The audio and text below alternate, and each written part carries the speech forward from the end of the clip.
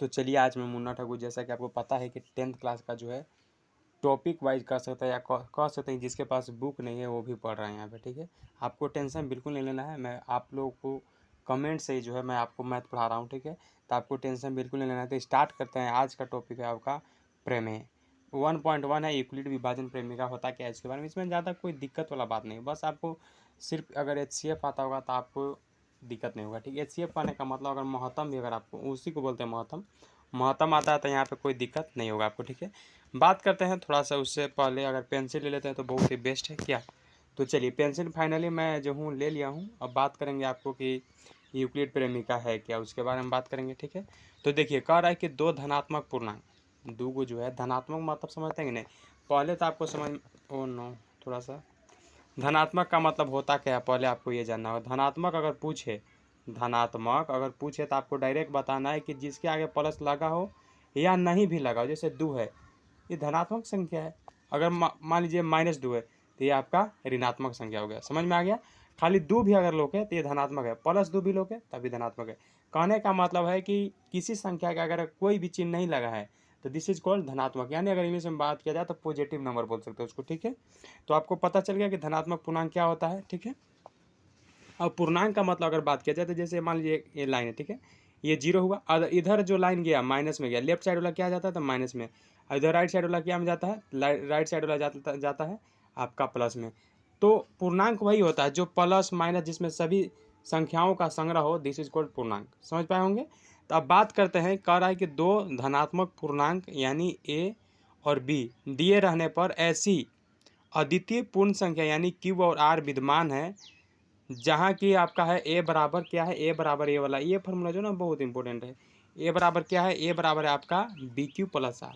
A बराबर क्या है, BQ प्लस R, और 0 ग्रेटर देन और इक्वल टू R और B ग्रेटर देन B। कहने का मतलब ये है जैसे जो आपका 0 है और जो आपका R है इसमें और जो B है, तो B जो है हमेशा छोटा होगा किससे, R से।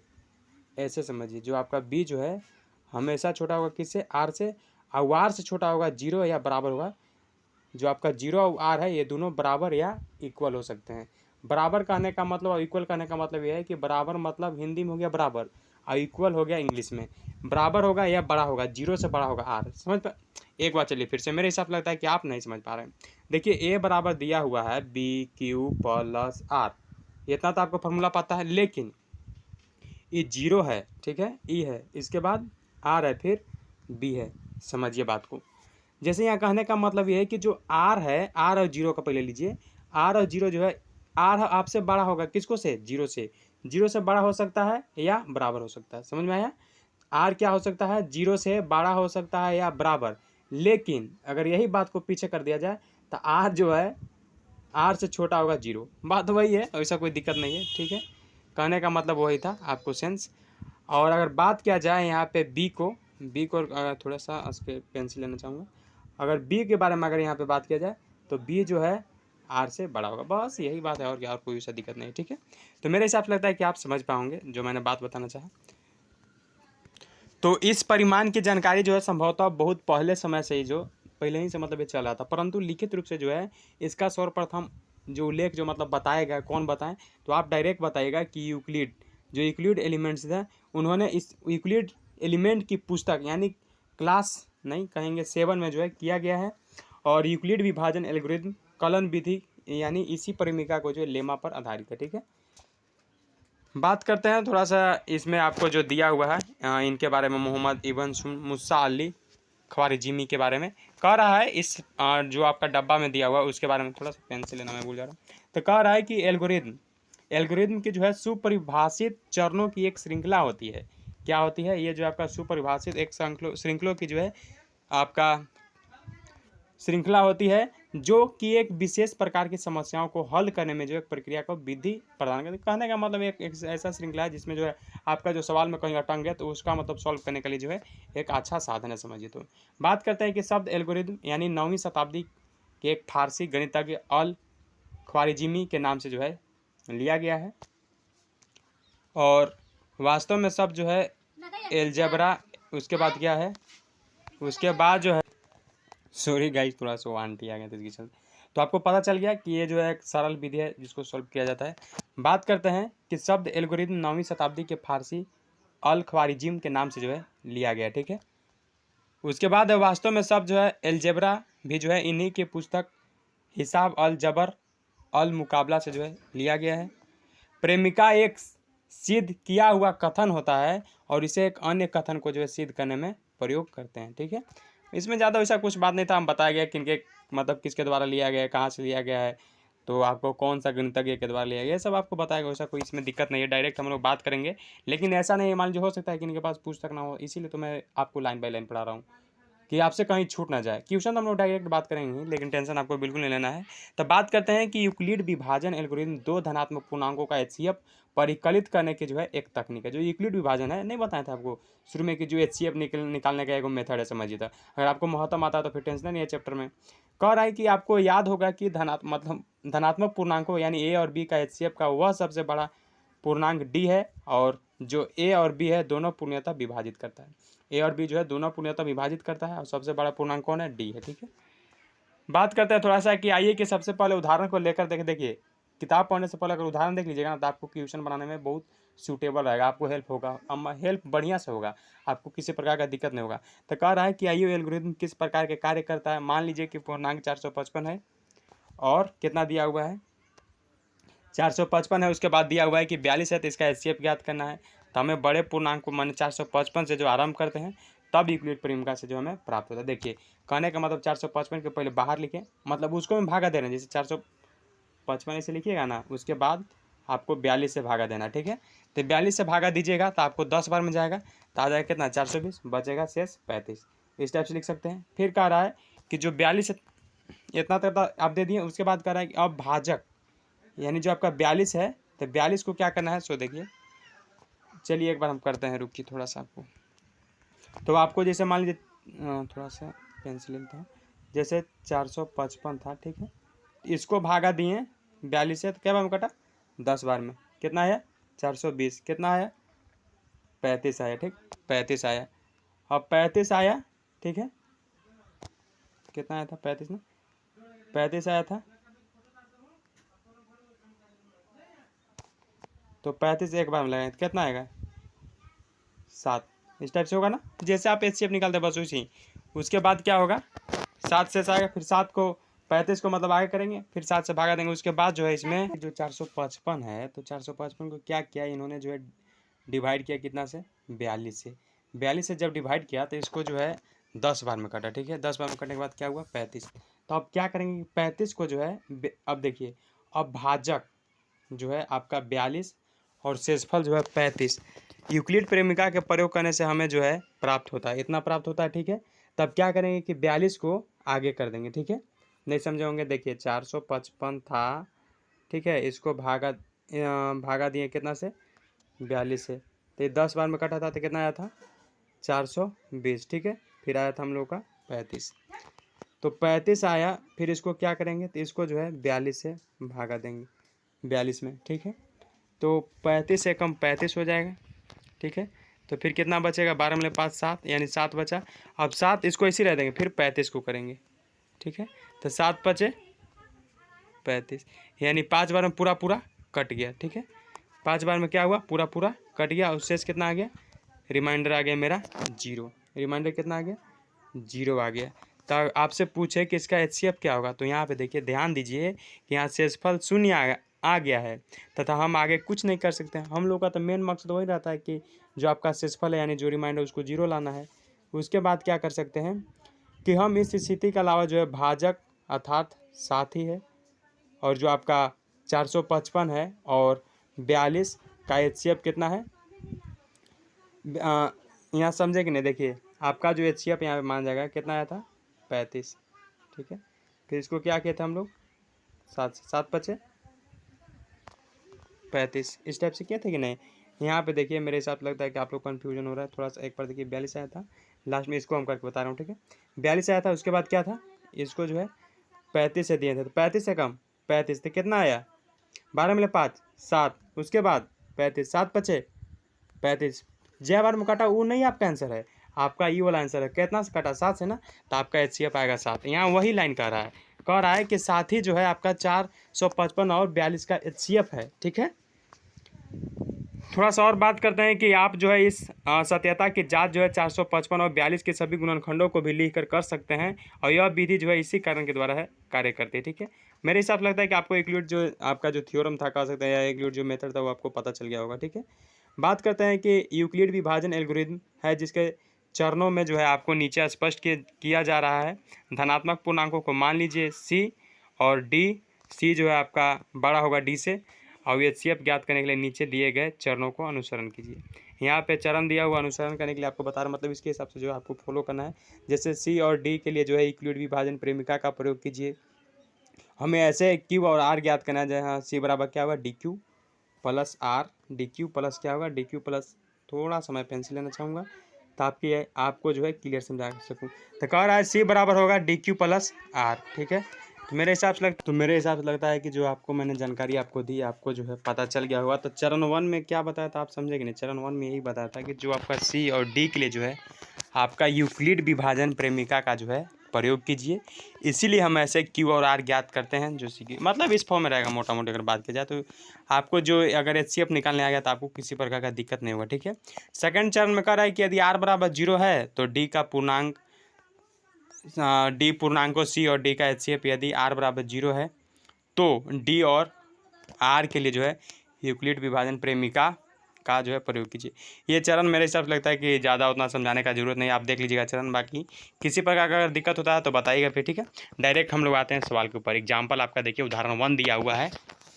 क्या दिया हुआ है सो देखिए, उदाहरण 1 दिया हुआ है कि थोड़ा सा पेंसिल में लेना भूल जाता हूँ, एक बार इसको पेंसिल को जो है क्लियर यहीं पे कर लेते हैं ताकि हमको किसी प्रकार से बार बार दिक्कत ना हो लेने के लिए। ठीक है, तो चलिए पेंसिल ले लिए। उदाहरण 1 देखिए, कह रहा है कि 4000 कितना है 4052 और 12576। तो मतलब इसको लीजिएगा, ऐसे लीजिएगा 12 5 76, 5 76 ले लीजिए। उसके बाद इसको से भागा देना 40 52 से। ठीक है, इसको से भागा दीजिएगा, उसके बाद इस टाइप का आपको आते रहेगा। ठीक है, फिर वही उदाहरण, मतलब इतना आपको टेंशन में बस भागा दीजिएगा, जो जो आपको कटेगा उस टाइप से कीजिए। जैसे इतना से लिया, इससे भागा दिया तो 3 बार में कटा। थोड़ा सा पेंसिल में लेना चाहूँगा, इससे जो इतना था इसको मतलब डिवाइड किया ई वाला से, आपको से इसको से मतलब भागा दिया इतना में, तो आपको 3 बार में कटा, इतना आया फिर।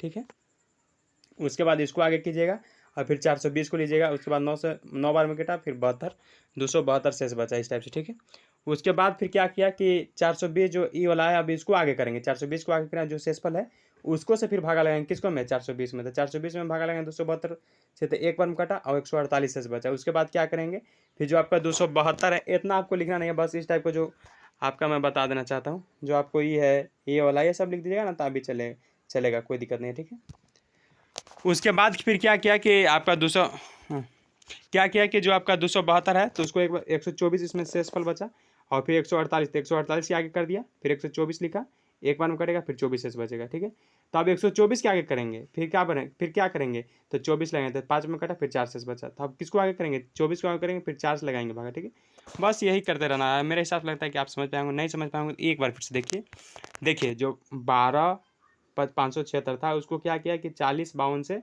भागा दिया, तो क्या बार में कटा, 3 बार में कटा, कितना शेष बचा 420।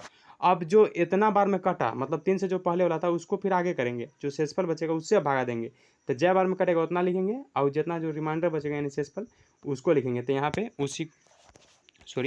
यहाँ पे जो है उसी को लिखा। उसके बाद क्या किया, उसके बाद जो 420 को फिर आगे कर देंगे, 420 को आगे कर देंगे।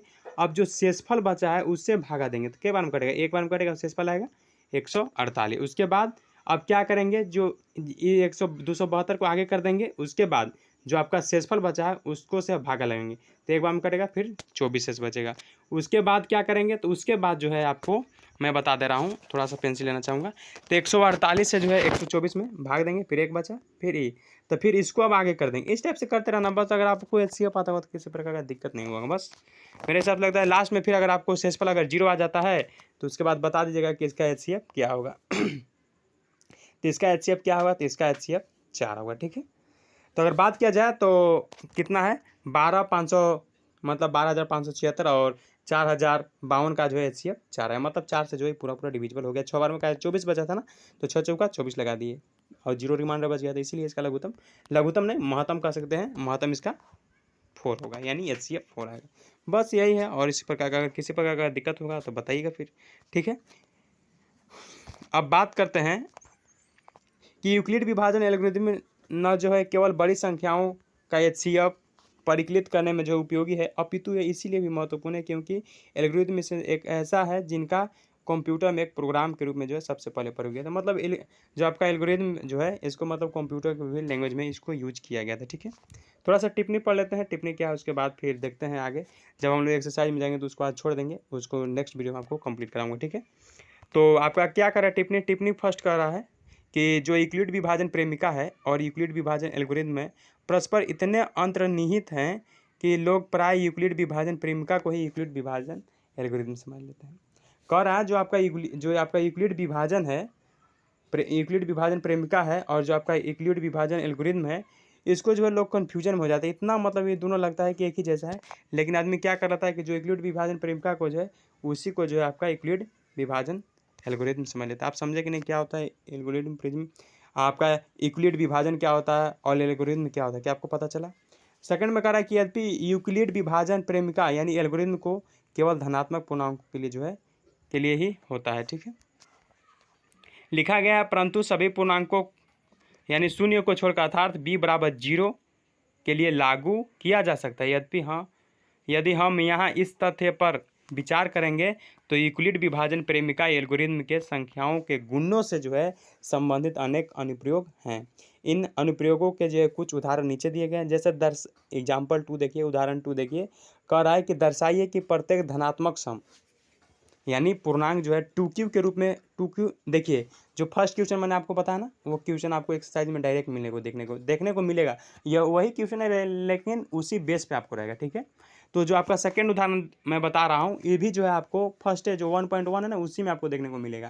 तो इसको बढ़िया से भी अगर आप समझ लेते हैं तो बहुत बेस्ट है, आपको बनाने में किसी प्रकार का दिक्कत नहीं होगा। तो एग्जाम्पल सेकंड समझिए, कह रहा है कि दर्शाइए कि प्रत्येक जो धनात्मक सम पूर्णांक यानी 2q के रूप का होता है तथा प्रत्येक जो धनात्मक जो विषम पूर्णांक यानी 2q + 1 के रूप में होता है जहाँ q पूर्णांक है। नहीं समझे होंगे।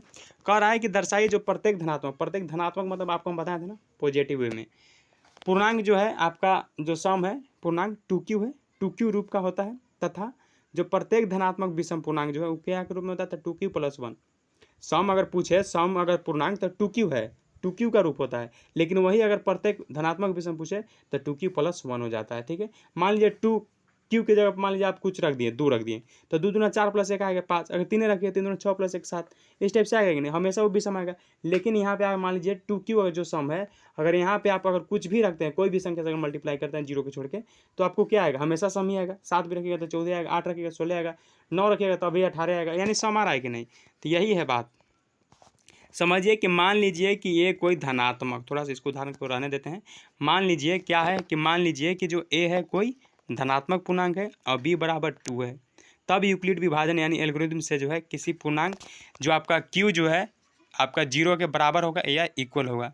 a बराबर हो गया 2q + r, जहाँ पे r क्या है 0 है और r जो है आपका 1 है, क्योंकि r 0 जो है आपको 0 से और r यहाँ पे देखिए मैं बताना चाहूँगा। यहाँ पे जो आपका क्या मैंने बताया था कि आप इतना समझिए कि जिधर मुँह खुला रहेगा वो उधर बड़ा रहेगा, उधर वाला क्या रहेगा छोटा।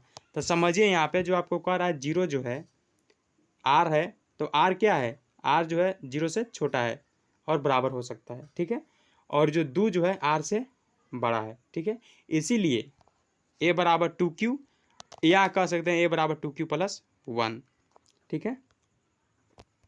अब बात करते हैं यदि a बराबर 2q है, a बराबर 2q है तो एक सम पूर्णांक है, a बराबर अगर 2q है तो सम पूर्णांक है, साथ ही एक धनात्मक पूर्णांक का या तो सम हो सकता है या विषम। इसीलिए कोई भी धनात्मक विषम पूर्णांक जो है 2q + 1 के रूप में होगा। जैसा कि आपको मैंने पहले बताया था ना कि 2q + 1 कहने का मतलब है कि q के जगह पर अगर कोई भी अगर धनात्मक पूर्णांक रखा जाता है, मान लीजिए 2q + 1 है, यहाँ पे अगर कोई भी अगर धनात्मक संख्या रखा जाता है तो क्या होगा, विषम होगा कि नहीं, नहीं होगा। आप सो देखिए अब नहीं होगा, कैसे नहीं होगा, मैं नहीं होगा इसलिए कहा हूँ ताकि आपको ध्यान इधर आए।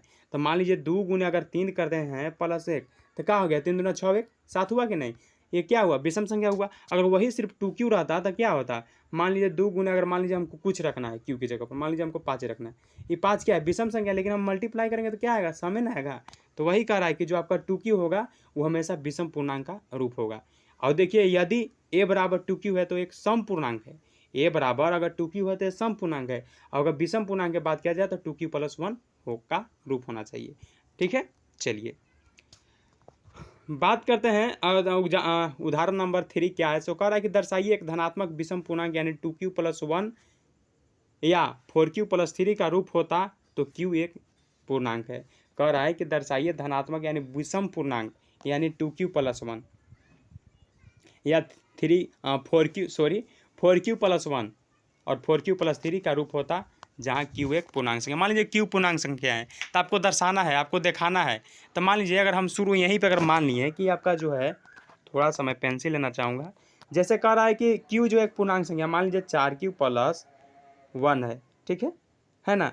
अगर मान लीजिए हम q की जगह पर कोई भी पूर्णांक संख्या ले ले 2 + 1, 4 दूना 8 1 9, हमेशा विषम संख्या आ रहा है। मान लीजिए नेक्स्ट बात करते हैं, जैसे 4q है + 3 है, तो मान लीजिए हम q की जगह पर कुछ भी ले रही हैं, 4 गुने मान लीजिए हम 3 ले लेते, 4 × 12 और 3 15 आ रहा है, यानी 20 में ये भी आ रहा है कि नहीं, विषम। तो कहने का मतलब ये है कि देखिए उदाहरण देखिए क्या बता रहा है। कह रहा है कि आइए एक धनात्मक विषम पूर्णांक यानी a लेकर प्रश्न को हल करना आरंभ करेंगे। हम a और b बराबर 4 है में विभाजन एल्गोरिथम का प्रयोग करते हैं। जैसे 0 से बड़ा और इक्वल होगा r, और r से बड़ा है 4, r से बड़ा है 4, इसीलिए संभवतः शेषफल क्या आएगा, देखिए शेषफल हमेशा आएगा क्या चीज़, 4 से तो आपको हमेशा आएगा तो छोटा ही आएगा रिमाइंडर, तो 0 हो सकता है, 1 हो सकता है, 2 हो सकती है। जस्ट यही क्वेश्चन जो है ना, आपको क्वेश्चन आगे देखने को मिलेगा, यानी 1.1 में जो है यही क्वेश्चन तो नहीं कहेंगे, लेकिन यहाँ पे 4 की जगह पर 6 रहेगा, बस नंबर सिर्फ चेंज रहेगा बस। अगर आप यहाँ पे समझिएगा तो वहाँ पे समझने में आपको दिक्कत नहीं होगा। तो कह रहा है कि 4q है और 4q है और 4q + 3 का रूप होता है, q एक क्या है, पूर्णांक है। तो कह रहा है कि अर्थात ए संख्याओं का a बराबर क्या होगा, 4q होगा पहला, फिर 4q + 1 होगा, फिर 4q + 2 होगा, फिर 4q + 3 होगा के रूप का हो सकता है, जहाँ q यानी भागफल है, चूँकि a एक विषम पूर्णांक है, a क्या है, एक विषम पूर्णांक है, इसीलिए 4q और 4q + 2 का रूप नहीं हो सकता है। a क्या है, एक विषम पूर्णांक है, इसीलिए 4q नहीं हो सकता है। क्यों, क्योंकि ये जो है आपका सम हो जाएगा। अगर 4q रहेगा तो समझिए, अगर कुछ भी रखते हैं 4q की जगह पर, मान लीजिए कुछ भी रखते हैं, 5 रख दिए तो 20 आया, 3 रख दिया तो 12 आ गया, 6 रख दिया 24, यानी सम ना जा रहा है।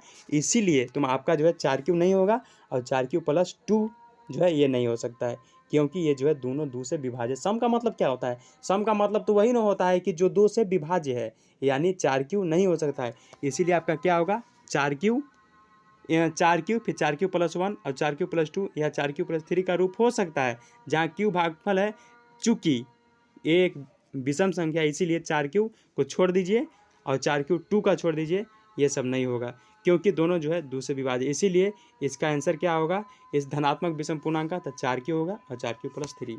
नहीं समझें, एक बार फिर से देखिए, मैं आपको समझा कर रहूँगा। कहने का मतलब ये है कि दर्शाइए कि एक जो है धनात्मक विषम पूर्णांक है, यानी 4q + 1 है और 4q + 3 है, ठीक है, इसका रूप होता है विषम पूर्णांक का। कह रहा है, बात को समझिएगा, तो कह रहा है कि आइए एक धनात्मक विषम पूर्णांक यानी a लेकर प्रश्न को हल करना आरंभ करते हैं।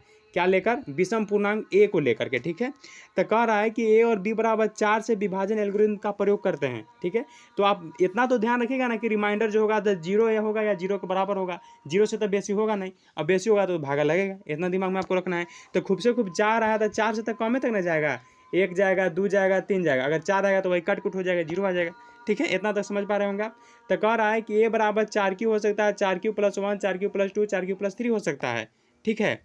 q भागफल है, चूंकि a एक विषम संख्या है, इसीलिए 4q और 4q + 2 नहीं होगा। क्यों नहीं होगा, इसलिए नहीं होगा क्योंकि यहाँ पे सम आ जा रहा है। कैसे सम आ रहा है, तो मान लीजिए 4q लिखे, ठीक है, 4 और q लिखें, एक बार अच्छे से लिखते हैं, 4 और q लिखें, तो मान लीजिए q की जगह पर आप कुछ भी रखिए, 1 2 3 4 कुछ भी, ऐसे तो आपको 3 तक रखना है।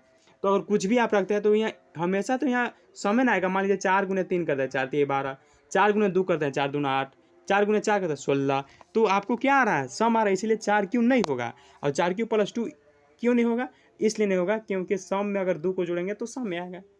नहीं समझे, जैसे कि आप 4 क्यू में जब किए थे तो समय नहीं आया था, उसमें 2 जोड़ेगा तब वो समय आएगा। कुछ भी कीजिए तो इसीलिए 4 क्यू और 4 क्यू प्लस 2 नहीं होगा, और होगा तो सिर्फ होगा 4 क्यू प्लस 1 और 4 क्यू प्लस 3, यही इसका रूप होगा विषम पूर्णांक। ठीक है, बस। अब बात करते हैं उदाहरण नंबर 4, उसके बाद देखते हैं उदाहरण 5 भी है क्या, नहीं, उसके बाद हम लोग 4 के बाद खत्म करेंगे, फिर हम लोग डायरेक्ट इंटर करेंगे। अगर आप समझ गए होंगे तो क्वेश्चन बनाने लायक आप हो गए, टेंशन नहीं लेना है। ठीक है, तो बात कर लेते हैं उदाहरण 4 है। 4 भी बहुत ईजी है, टेंशन आपको बिल्कुल नहीं लेना है। कह रहा है कि उदाहरण समझिए 4 कि एक मिठाई विक्रेता के पास जो है, टाइम देखते हैं कितना मिनट हुआ, टाइम 25 मिनट हो गया लेकिन पता नहीं चल पाता। ठीक है, तो बात करते हैं कि एक मिठाई विक्रेता के पास जो है 420 काजू की बर्फियाँ हैं। अब 130 काजू का क्या है, तो 130 जो है बादाम की बर्फियाँ हैं। वह इनकी ऐसी ढेरियाँ बनाना चाहती है जो प्रत्येक ढेरिया में बर्फ़ की संख्या समान रहे तथा ये ढेरिया जो है बर्फ़ी की परत में जो है न्यूनतम स्थान घेरे। कह रहा है कि जो एक मिठाई विक्रेता मतलब मिठाई को बेचने वाला है, जिसके पास क्या है कि 420 को काजू की बोरियां हैं, मतलब बर्फियां सॉरी, और 130 को क्या है, तो इसके पास जो 130 को बादाम की बर्फियां हैं, तो मतलब उसको ढेरियाँ ऐसी ढेरियाँ बनाना चाहता है जो प्रत्येक ढेरी में बर्फियाँ की संख्या जो है समान रहे। मतलब ऐसा बनाना चाहता है कि बर्फी की ढेरी जो है हमेशा क्या रहे, बर्फियाँ क्या रहे, समान रहे। ठीक है, तो कह रहा है कि इस काम के लिए जो है प्रत्येक ढेरी में कितनी बर्फियाँ रखें, जब बस इसको भी HCF निकाल देना, भागा निकाल जो आपका महत्तम उसको निकाल देना, 420 लिखिएगा, उसके बाद क्या कीजिएगा कि 130 से डिवाइड कर दीजिएगा, बस उसी टाइप का जो आपका नियम है उस वही से फॉलो कर दीजिएगा, बस खत्म। तो कह रहा है कि इस कार्य की जाँच और भूल विधि से किया जा सकता है, परंतु इसे क्रमबद्ध के रूप में करने के लिए HCF यानी 420 130 का ज्ञात करते हैं। तो HCF से प्रत्येक बोरी आपका जो है ढेरी में रखी जा सकने वाली बर्फियों की अधिकतम संख्या प्राप्त होगी, जिसे ढेरियों की संख्या के न्यूनतम होगी और परात में जो है बर्फियाँ न्यूनतम स्थान घेरेगी। तो यहाँ देखिए 420 लिया, उसके बाद क्या किया कि 130 से भागा दिया, तो 130 से भागा देंगे तो 13 बार में जाएगा, 13 39 यानी फिर 30 बचेगा।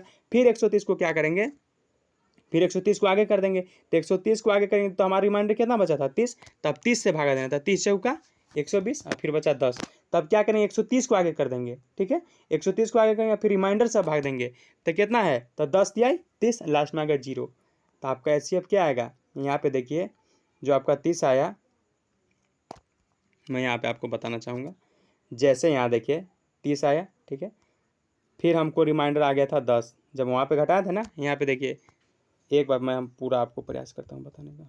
जैसे 420 है, ठीक है, इसको मैं भागा देना है कितना से, 130 से,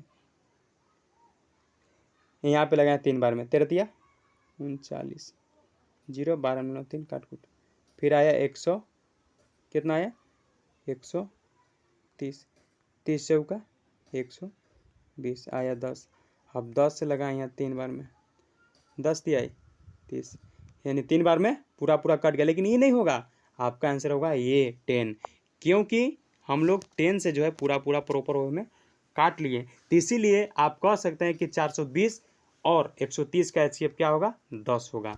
बस मेरे हिसाब से लगता है कि आपको समझ में आया होगा। अगर समझ में आया होगा और वीडियो को लास्ट तक देखे होंगे तो दोस्तों के साथ ज़रूर शेयर कीजिएगा जिनको लगता है कि नहीं हो पाएगा इसलिए। तो मिलते हैं एक फ्रेश वीडियो में। फ्रेश वीडियो रहेगा आपको एक्सरसाइज यानी 1.1, अगर हिंदी में बात किया जाए तो प्रश्नावली 1.1 के बारे में डिस्कस किया जाएगा, और वो भी आपको फर्स्ट चैप्टर जो आपको दिक्कत नहीं होगा किसी प्रकार से। ठीक है, तो मिलते हैं एक फ्रेश वीडियो में। Thank you so much.